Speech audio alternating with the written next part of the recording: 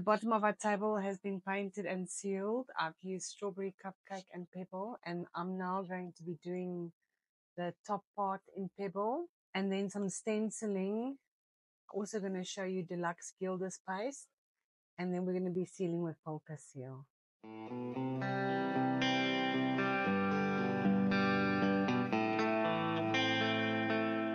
So I've done one coat of polka pebble. It's got a beautiful, soft, smooth finish. Leveled out very nicely in all the little grooves and stuff here. So I'm on my second coat. It's actually not even necessary for a second coat, but most things need a second coat because you do miss spots.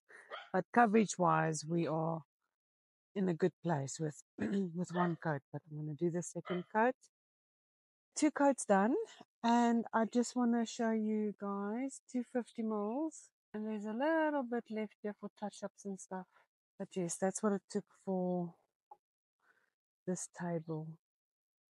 And now I'm going to let it dry, and we will be sealing it with polka seal, and we'll be doing some stenciling, but we'll do the stenciling first. Stay tuned. Part 3 coming soon.